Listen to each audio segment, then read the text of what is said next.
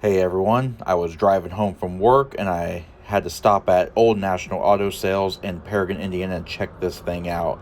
At first I wasn't sure what it was, but now I know.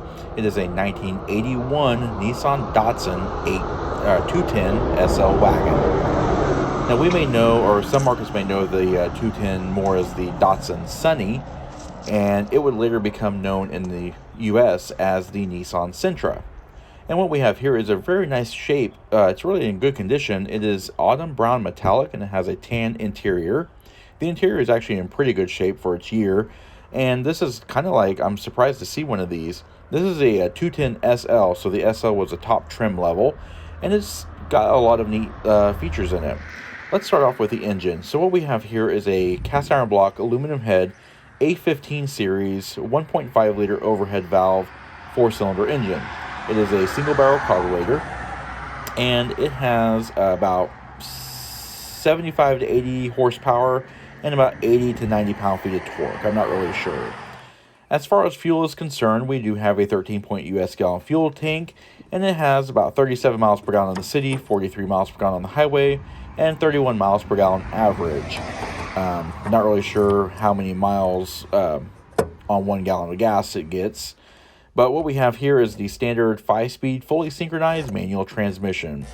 It is a rear-wheel drive car, and the fifth gear is actually an overdrive gear at a 0.821 ratio. So it's a pretty tall gear.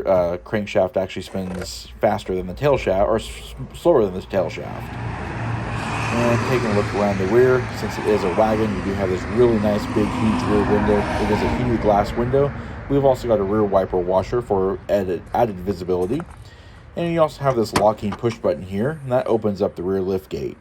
Due to the car's height, which is not very high at all, and the fact that the liftgate opens up very, very wide, a very low liftover height is there, and it makes for a very easy loading and unloading of luggage. In addition, we've also got a 50-50 split folding rear seat, as you can see here, and the seat backs are also carpeted. Inside this little storage tray on the left-hand side is a jack stowage area for when you have to change a flat tire. You'll note that the cargo area is fully carpeted. All right, as we walk back around, we're going to take a look at the rear seats first. We're going to open up these rear doors, take a look at the door panels. As you can see, they're pretty basic. Simple door pulls, chrome door handles, armrest, manual windows. But one thing to note is the fact that the windows actually roll completely down instead of partially down, as most cars did during this time. As stated before, it is a 50-50 split folding seat, only seats 2 across, and we have center mounted lap belts with outboard buckles. Just a quick overview of the interior. Kind of a neatly styled interior, kind of trucky almost, really, if you think about it. But I'm so glad I was able to see this and check this out. Taking a look at the front seat real quick. We'll open up that front driver's door. Nice thin pillars on the windows. Similar door trim treatments here, manual windows, automatic choke. Check that out, 3 pedals. We've already seen before it was a manual transmission. A 3-speed automatic was optional. As you can see, we have 2 bucket seats. They are covered in an aftermarket seat cover and not very well done, but the seats actually underneath are in very good shape and are factory.